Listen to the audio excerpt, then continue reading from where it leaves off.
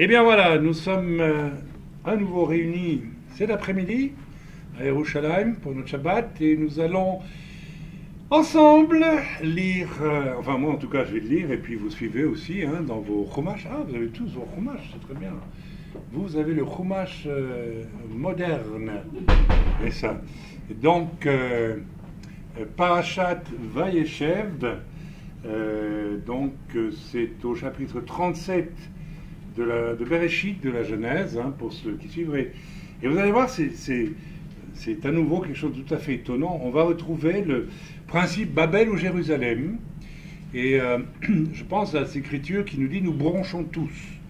Mais ce qui est bien, c'est que si nous passons de Jérusalem à Babel, selon avec ce que ça symbolise, et qu'on a décrit ce matin, la semaine dernière, on doit même remettre les pieds, n'est-ce pas, sur Jérusalem et quitter Babel. Et nous allons voir un exemple dans cette parachate où il est très très clair qu'on va de Babel vers Jérusalem sans arrêt. C'est-à-dire on va des choses humaines et vers les choses de Dieu. Et on va voir par exemple comment on peut s'égarer loin du plan de Dieu, tout en croyant y être. Et voilà, donc on va lire ensemble. Parashat Vayeshev. Yaakov s'installa dans le pays du séjour de son père, dans le pays de Canaan. On va lire 21 versets. Voici l'histoire de la descendance de Yaakov.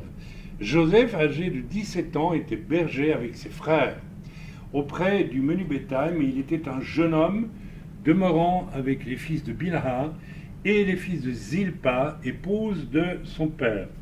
Joseph rapportait des paroles médisantes, le vilain, sur eux à leur père. Or, Israël aimait Joseph plus que tous ses fils, car il était un fils de la vieillesse. Nous avons déjà là l'explication d'un mauvais comportement. C'était le chouchou de son papa, ce qui, entre parenthèses, est Jérusalem ou Babel que d'avoir des chouchous?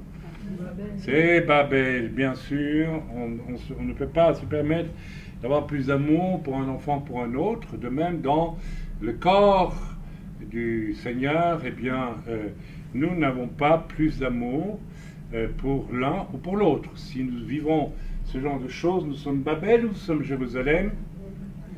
Dites-le tout haut. Encore une fois. Babel. Voilà, vous avez entendu, ils ont dit Babel. Voilà, on continue la lecture. Et il lui fit une tunique de fine laine. C'est un gentil papa, ça. Ses frères virent que c'était lui que leur père aimait plus que tous ses frères. Vous voyez les conséquences d'un comportement Babel et pas Jérusalem. Ils le prirent en haine et ils ne purent lui parler en paix. Là, on va loin. Joseph fit un rêve qu'il raconta à ses frères et ils le haïrent encore plus. Il leur dit, écoutez, je vous prie, ce rêve que j'ai fait.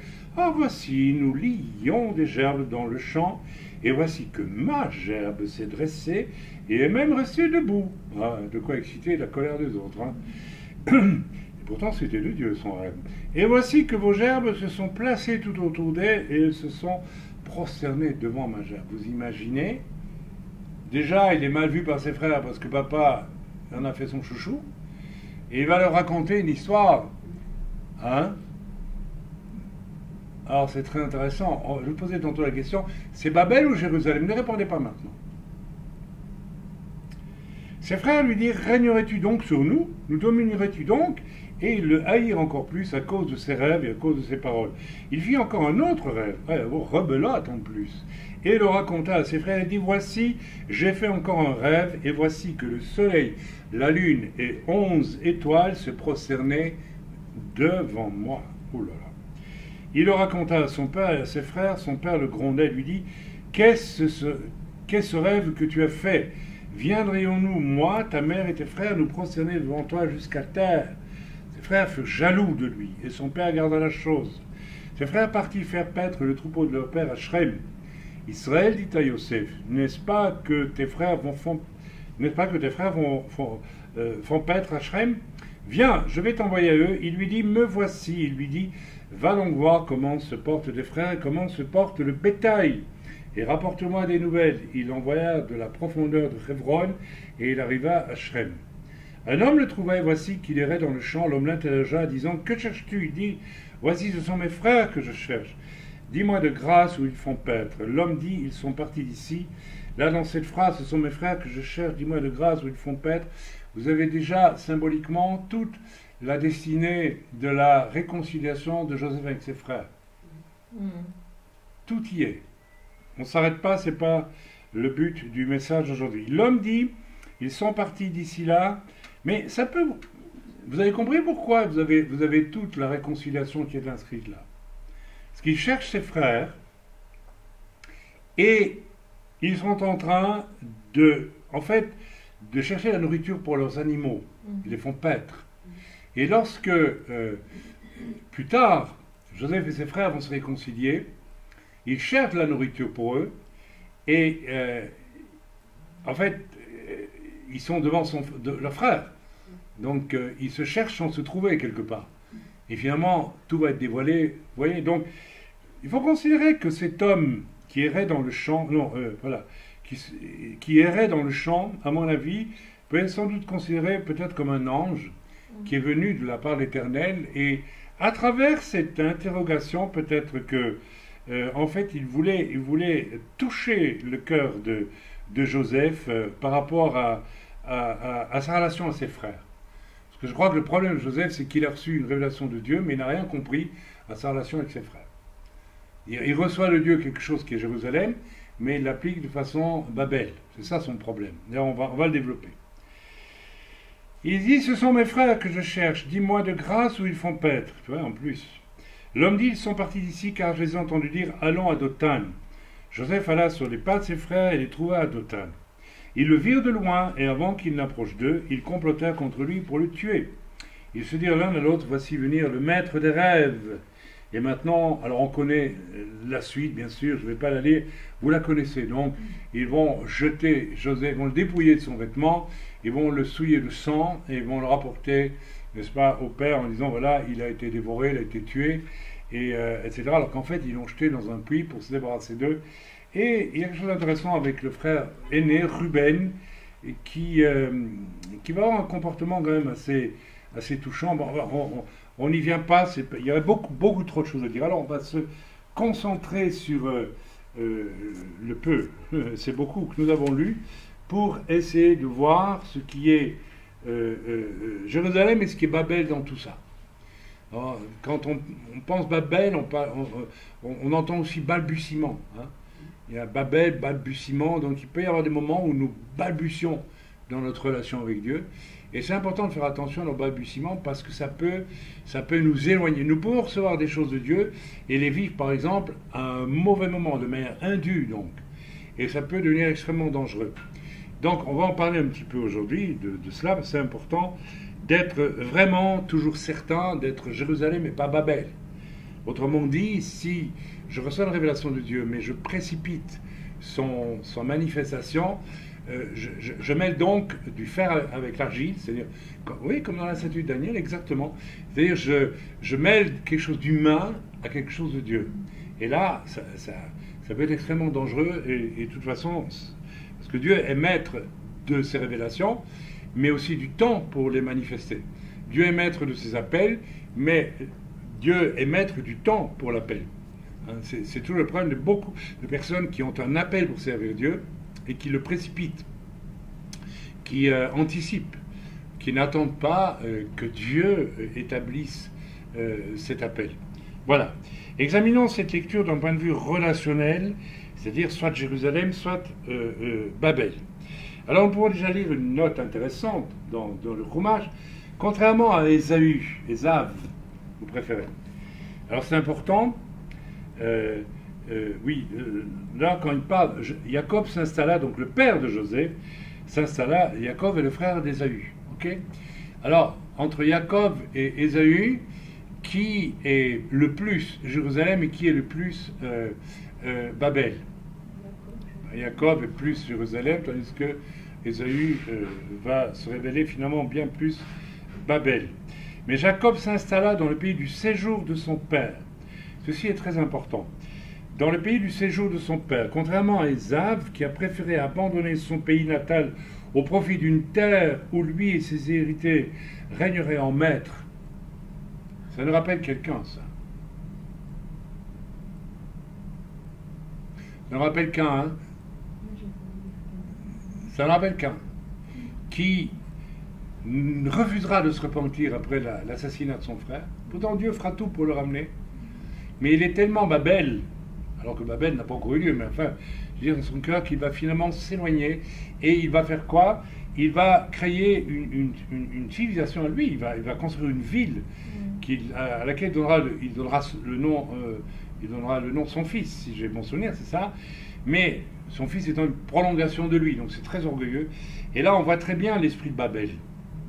D'ailleurs, c'est de cette première ville que vont surgir tous les éléments antéchristiques. Je n'ai pas le temps de détailler ici, mais allez lire dans la Genèse, hein, quand Caïn s'éloigne à l'Orient, comme il est dit, à l'Orient, justement à l'Orient, vers les fameuses plaines où plus tard naîtront Babel, Babylone, Shinéar, enfin tout ça, tout cet univers qui est toujours là aujourd'hui. Et aujourd'hui, tout ce qui se passe dans cette région du monde est extrêmement significatif et est extrêmement négatif. Il n'y a pas de hasard. Il n'y a pas de hasard. Et voilà, donc, mais on va pas développer tout ça. On pourrait développer rien que cela par rapport à ce qui se vit aujourd'hui dans cet Orient, ce Moyen-Orient. Hein, voilà. Mais voilà, Ésaü tandis que Yosef, lui, va aller s'installer dans le pays du séjour de son père. Alors ça, est-ce que c'est Babel ou c'est Jérusalem? Réfléchissez. C'est Jérusalem. Pourquoi? Parce que le pays de son père, c'est un pays que Dieu lui a promis. Donc c'est le lieu que Dieu a voulu pour son père et pour sa descendance. Donc ceci est très important et ça nous amène déjà tout de suite à voir que nous pouvons construire Babel ou Jérusalem selon la façon dont nous rejoignons la place que Dieu a prévue pour nous. Je reviens toujours à l'exemple de cette sœur qui nous a visités il y a deux Shabbats maintenant. Elle ne peut pas dire où elle a commencé à avoir sa place quelque part dans l'église.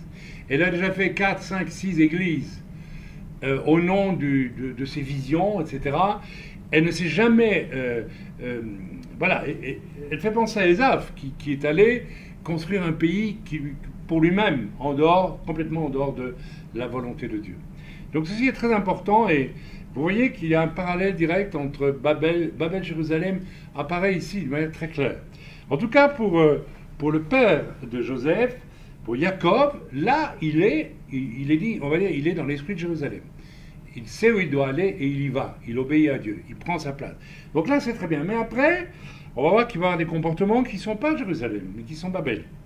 Alors, voilà.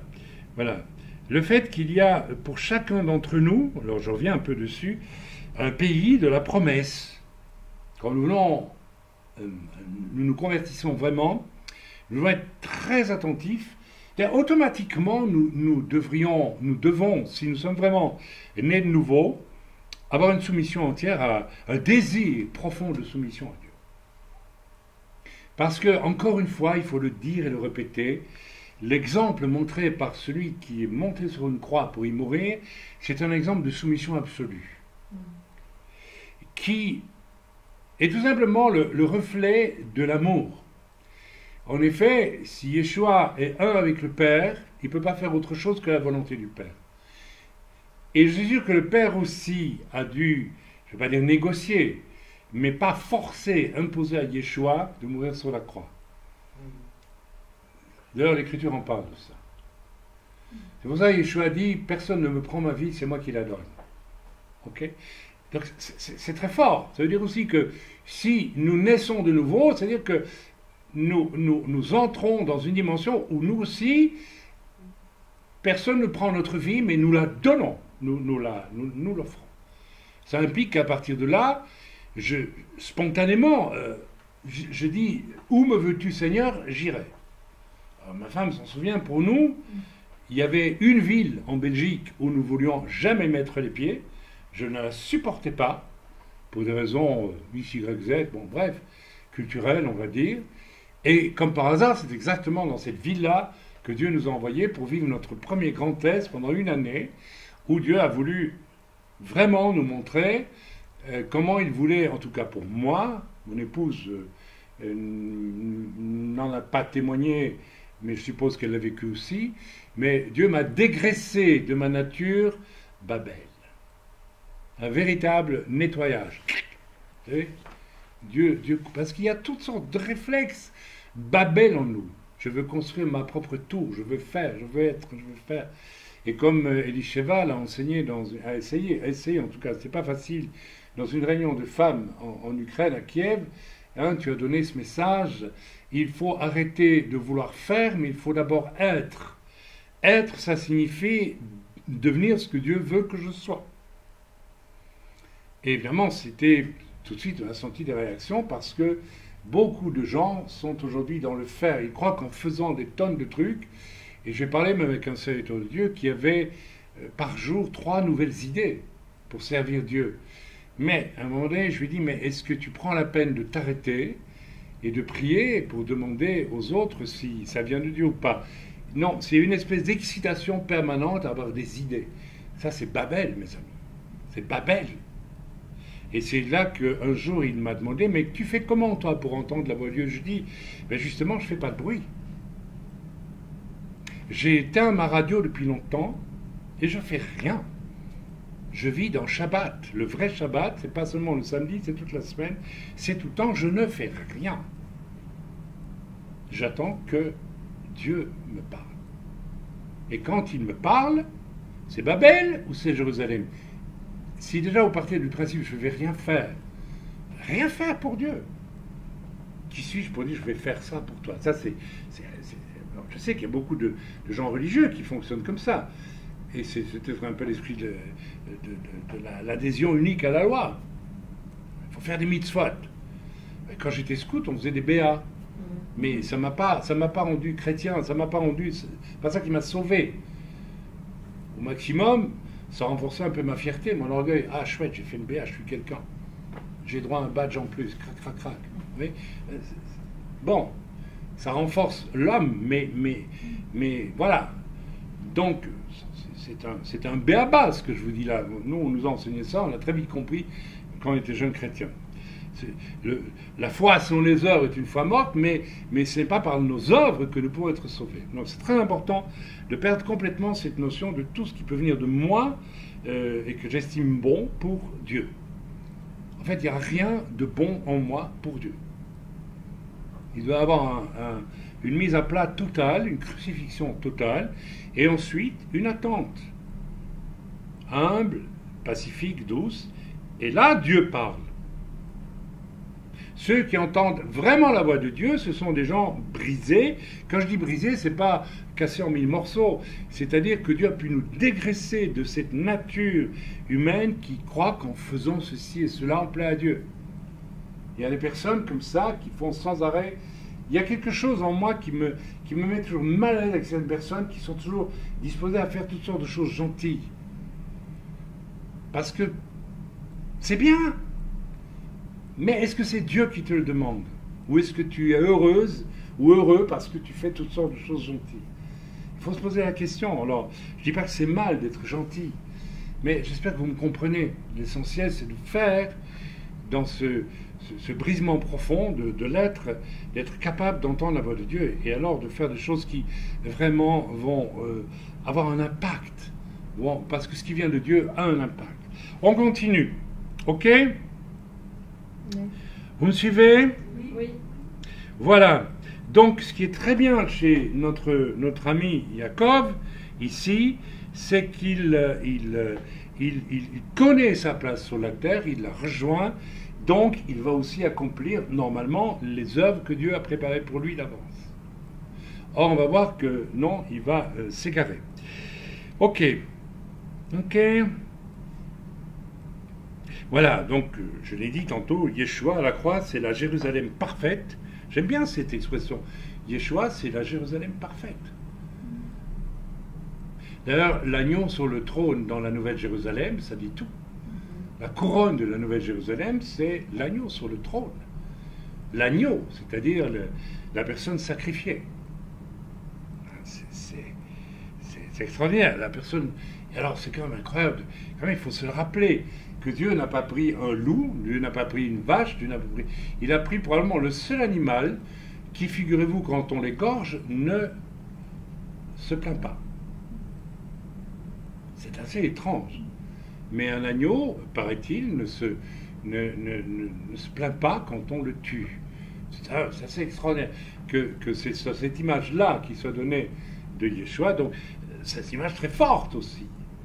Veut dire que nous devons nous aussi devenir ces individus qui ne bronchent pas et qui ne mettent jamais en avant leur nature quand, reconnaissons-le, quelquefois Dieu nous demande quelque chose et notre vieille nature, vous savez, elle réagit encore, elle dit non, je ne vais pas le faire, ou je le ferai demain, peut-être pas, ou j'ai envie de faire autre chose. Ne dites pas que vous n'avez pas ce genre de réflexe, c'est très profondément inscrit en nous.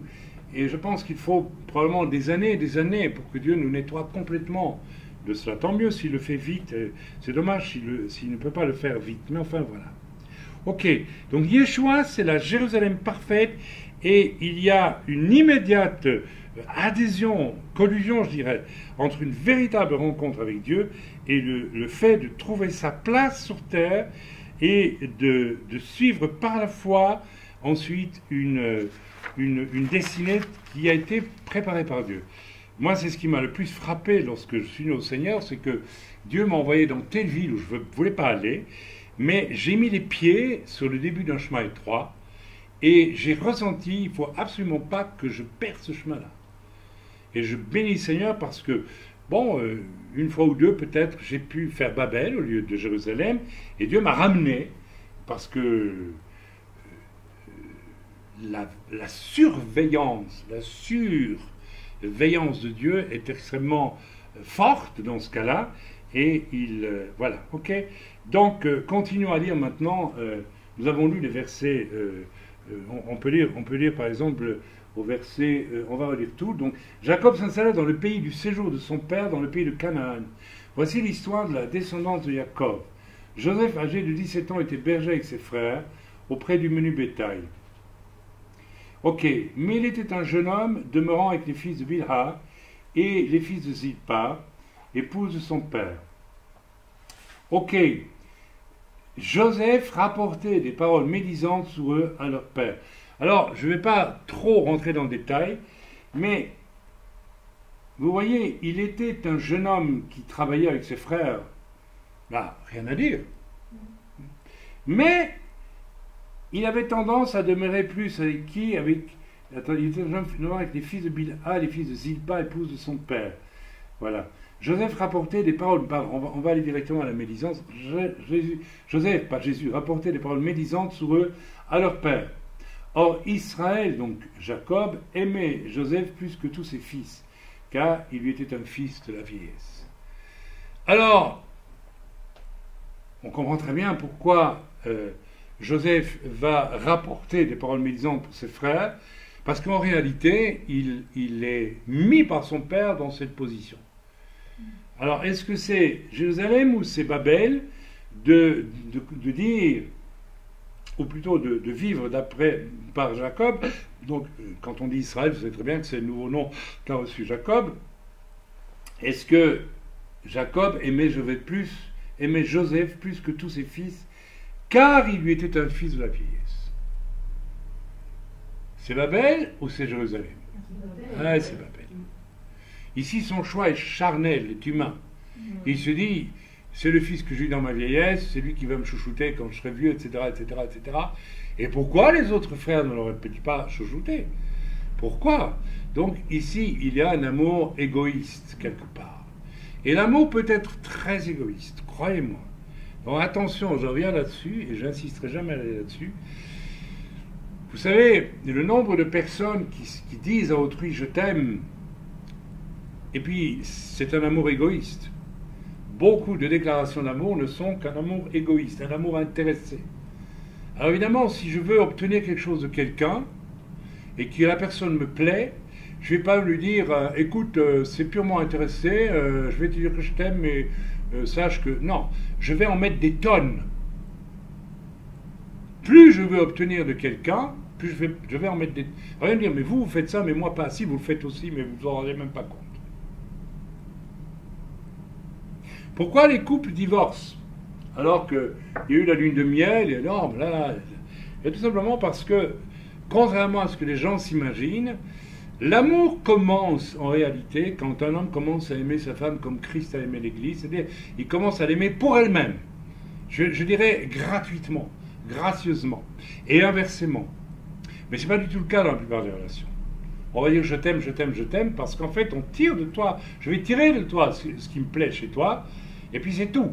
C'est pour ça. Alors je ne vais pas te dire, si je veux tirer de toi tout ce qui me plaît chez toi, je ne vais pas te dire, tu sais, je t'aime pas, je veux juste te prendre tout ce que tu as de bien. Je vais t'enrober. En fait, quand je te dis je t'aime, en fait tu me plais. Alors je dis je t'aime. Mais derrière beaucoup de je t'aime, il y a je vais te dévorer. Et puis rien d'autre. C'est souvent le cas. Alors quand on est à deux à se dévorer, à un moment donné, ça coupe l'appétit. Hein. Il n'y a plus rien à un moment donné. Il n'y a plus rien à manger. Et c'est là qu'on divorce. Donc ceci est très important. Donc l'attitude, ça c'est Babel. C'est anti-Christ. On peut se marier en Christ, on peut se marier anti-Christ. On peut faire un mariage qui est anti-Christ. Tous les mariages dans le monde, presque tous, sont anti-Christ, sont Babel, sont pas du tout Jérusalem. Oui, ça va loin. Alors, n'importe quelle relation peut être Christ ou antichrist. Si j'ai des relations dans tel cercle chrétien parce que, voilà, j'apporte ma voix et ma contribution financière à ce milieu, est-ce que c'est Babel ou c'est Jérusalem? C'est Babel. T'es intéressé. Le milieu m'accepte parce que je suis une voix nouvelle. Non, je vais très loin dans ce sujet, mais c'est vrai. Mais si on oublie tous ces milieux, est-ce que je puis être aussi disponible pour un frère qui n'est pas de ma dénomination que pour un frère qui est de ma dénomination? Vous verrez, le 3/4 du temps, non, c'est pas vrai. D'accord? Vous m'avez compris. Oui. Donc ici, Joseph en plus, il est conforté dans l'idée, je suis le chouchou de mon père, donc il faut que je paye bien quelque chose à mon père en échange. Alors je vais dire des choses, et à la limite pour garder l'amour charnel de mon père, je vais l'aider et l'encourager à continuer, je vais dire du mal de mes frères. C'est ce qu'il fait. Hein. Ça, c'est Babel ou c'est Jérusalem? C'est Babel. C'est quand même terrible. Donc, Jérusalem et Babel peuvent être, n'est-ce pas, se mélanger quelque part. Je ne sais pas pourquoi je pense sans arrêt à la statue de Daniel avec les pieds d'argile et de fer. Et c'est marrant, c'est autour de la question de Jérusalem que tout ça se joue, quand même, dans les temps de la fin. Et ce serait marrant que dans la vision de Daniel, il y a une pierre qui vient du ciel, hein, qui n'est faite d'aucune... et qui vient fracasser, eh bien, cet univers où Babel et Jérusalem se mélangent. Et c'est très important pour nous, dans ces temps de la fin, de bien réaliser, c'est pas un hasard si la Bible nous prévient que dans les temps de la fin, il y aura une apostasie. C'est quoi une apostasie? C'est-à-dire un christianisme sans Christ.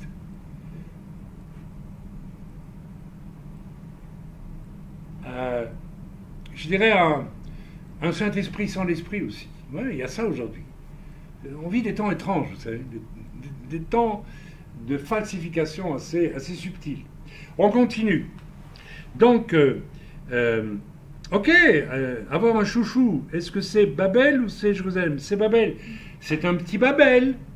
C'est pas encore un grand Babel. Mais vous savez, petit Babel deviendra grand. Les conséquences sont importantes. Et les conséquences, c'est que le brave Joseph, il se croit en sécurité. Papa même, il m'a fait une tunique pas comme les autres frères. Eh bien, ça va lui coûter très cher, son histoire. Très, très cher. Ok? Ensuite, on va vers le verset 5, et qu'est-ce qu'on voit? Eh bien, voilà que Dieu donne à ce brave Joseph, fils chéri de son père, de façon déplacée, eh bien, parce que tout à fait en parenthèse, nous ne devons pas... C'est toujours très problématique quand on se met à préférer un enfant à un autre. Ça, c'est vraiment, il y a un gros problème. Moi, personnellement, j'ai eu 4 fils et je me suis interdit, dès que le premier est né, les suivants et les autres, je me suis profondément imprégné l'idée, je ne peux pas faire de préférence. Je dois les aimer de la même façon. Hein, voilà. Je crois que si on est chrétien et qu'on a des préférences, là, il y a un gros problème.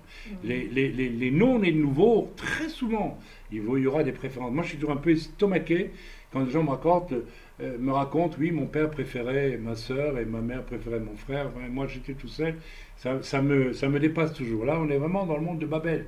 Vous comprenez? C'est le monde où l'individualisme égoïste fonctionne à plein. Alors, verset 5. Joseph fit un rêve qu'il raconta à ses frères. Donc il a un rêve, et qu'est-ce qu'il voit? Voilà, il voit des gerbes, n'est-ce pas? Et toutes les gerbes s'inclinent devant lui, alors, devant sa gerbe. Alors ses frères, ils comprennent tout de suite l'allusion. Alors je pose une question. Ce rêve de Joseph, c'est Jérusalem ou bien c'est Babel? C'est Jérusalem et c'est Babel. Le rêve est de Jérusalem, mais le moment de le lâcher n'était pas de Jérusalem. Ou en tout cas, il n'était pas en condition. Alors ça, il y a beaucoup de leçons là-dedans. Il n'était pas en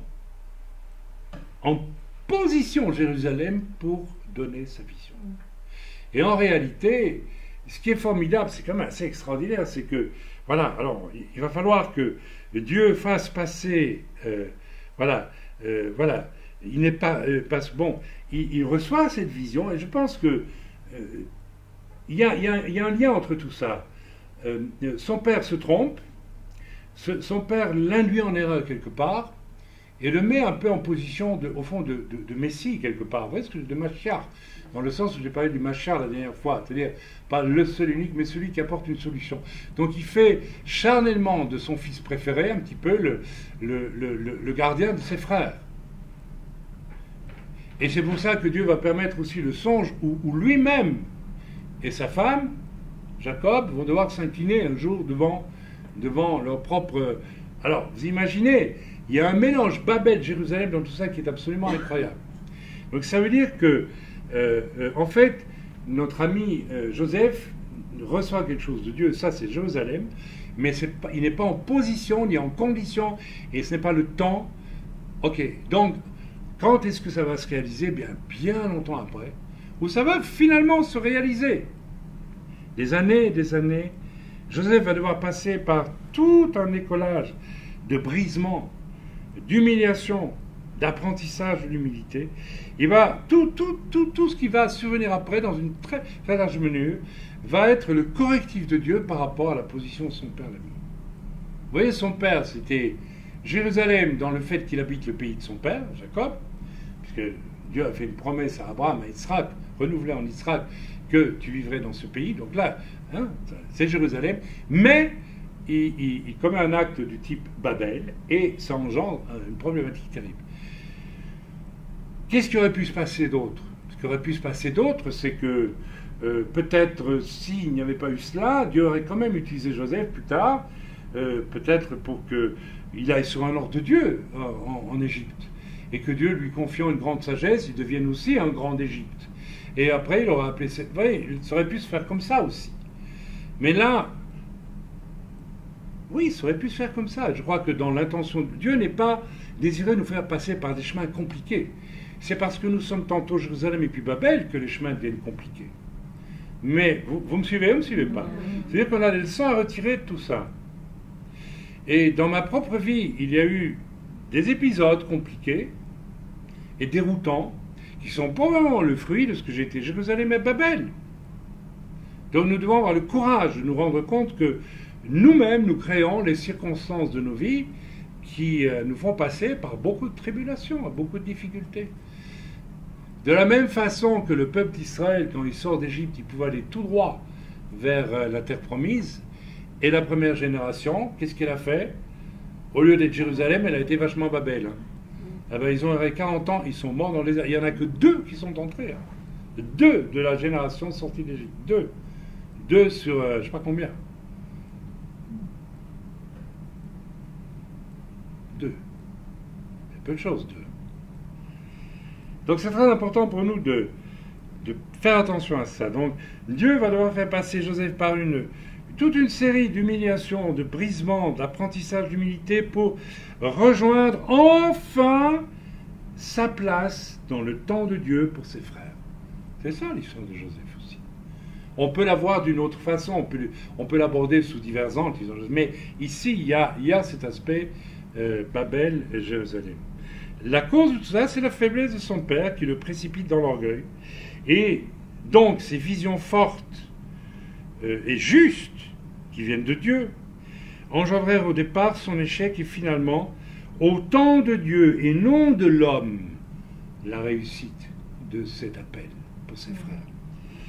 Ok, on voit ici, voilà, au niveau relationnel, au départ, ses frères... Alors c'est incroyable, parce que du coup, au départ, ses frères vont le rejeter violemment, misé, ok. Alors, tu vas aller voir, il y a quelqu'un qui vient là pour voir ce qu'on raconte, oui. Oui, ok. Il y a quelqu'un qui veut venir. Donc, on se rend compte que... Excusez-moi pour l'enregistrement, voilà. On se rend compte donc que dans le relationnel de ses frères à Joseph, il y a exactement la même chose. Donc, le fait d'être Babylone et pas Babel et non pas Jérusalem pour Joseph va engendrer aussi pour ses frères une réaction qui est de quel type? Jérusalem ou Babel? Babel. Ils vont le rejeter, voyez. Et il faudra que ses frères attendent aussi des circonstances qui vont les briser et les surprendre pour qu'enfin ils débarquent sur un comportement de type Jérusalem. Donc, vous voyez, cette paracha Vaïechev, eh bien, elle nous confirme complètement le message du matin. Et donc, je vais m'arrêter là. Je pense qu'on a compris, c'est clair, c'est net. Et c'est intéressant de découvrir la chose. Voilà. Donc, je vais m'arrêter là. Hein, c'est beaucoup plus court que le matin, mais je pense qu'on a compris le message. Et je vous invite à méditer beaucoup sur le fait que nous sommes éminemment relationnels et que notre relationnel, dans la mesure où il va être de type Babel ou de type Jérusalem, ces deux pôles différents vont engendrer soit une véritable catastrophe, soit, shalom, bienvenue, soit vont engendrer quelque chose qui convient à notre Dieu. Donc c'est extrêmement important d'être sensible à ça. Ok? Je vois à travers le message de samedi dernier, de Shabbat dernier, le message de ce Shabbat, on a tous compris à quel point notre relationnel, n'est-ce pas, à Dieu et à autrui va engendrer tel type de fruit ou tel type de fruit. Alors, je reviens sur le début du message de ce matin avec la décision de Trump, bien sûr. C'est tout à fait extraordinaire parce que est-ce qu'on peut considérer la décision de Trump comme Jérusalem ou Babel? Jérusalem. Vous avez compris, puisqu'on a développé ce que représentaient Jérusalem et Babel. Alors c'est très étonnant dans les réactions du monde aujourd'hui, je termine là-dessus parce que c'est important de le dire. Au fond, le monde musulman autour de nous, il fait des réunions, ils discutent, ils vont évidemment, pour la façade, ils vont dire on n'est pas d'accord, ils vont pousser mais on a remarqué que les réactions palestiniennes sont finalement assez ténues, et la part du monde qui réagit le plus violemment aujourd'hui, c'est l'Europe. Bon, l'Amérique ne réagit pas, puisqu'en réalité, Trump avait promis, ça on ne le sait pas assez, mais il faut quand même le dire, il avait promis aux 40% d'Américains qui sont des évangéliques, des protestants, que s'il était élu, il reconnaîtrait Jérusalem comme la capitale d'Israël, ce que les protestants américains comprennent très bien, puisqu'ils lisent le Tanakh, leur Bible, il y a le Tanakh et il y a la Brit Hadasha. Ok, donc, pour eux, c'est une chose. Mais on remarque que la partie du monde qui est la moins à même d'accepter ça est contre tout bon sens, parce qu'en fait, ça fait 50 ans que cette ville est la capitale d'Israël. Et depuis 3000 ans, c'est la capitale. C'est l'Europe. Et vous savez, l'Europe, quand vous cherchez le symbole de l'Europe, vous allez à Strasbourg, vous avez ce bâtiment qui est construit une architecture qui représente quoi? La tour de Babel. C'est-à-dire l'endroit où l'on cause, où l'humanité cause en montant vers Dieu, c'est-à-dire en créant sa propre justice en face de Dieu. Et on sait très bien, quand on lit dans le Tanakh ce qui est arrivé à la tour de Babel, Dieu, voyant que l'humanité s'unit avec un seul langage pour, au fond, définir sa propre justice à travers une propre définition de Dieu, ce qui inclut toutes les religions de la terre, sauf celles qui est révélée directement par Dieu, hein, à travers le peuple d'Israël, et puis tout ce qu'on sait, nous, eh bien, Dieu va devoir mettre un terme à cela. Et c'est quand même incroyable que l'Europe, aujourd'hui, qui n'est plus judéo-chrétienne, mais est devenue humaniste, et qui se détourne complètement de Dieu, et qui veut construire des institutions humaines pour définir ce qui est bien et ce qui est mal. Et on commence à voir dans le développement historique de la façon dont Dieu nous garde ici en Israël, depuis des années maintenant, que tout ça est complètement ridicule. Et de toute façon, ils ont beau se mener tant qu'ils veulent, de toute façon, au final, Dieu a choisi Jérusalem, le Messie revient, et il vient ou revient selon qui on croit qu'il est le Messie, qu'importe, mais c'est ici qu'il va établir bientôt un règne éternel sur toute la terre. Alors c'est important de savoir si on est Jérusalem ou si on est Babel.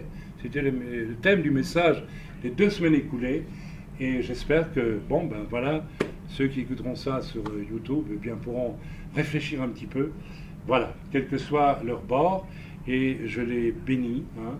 Shabbat Shalom à tous. Et mon frère Yaakov, tu peux me dire comment on arrête ça maintenant, parce que les gens m'en voudront pas, hein, si... Bien.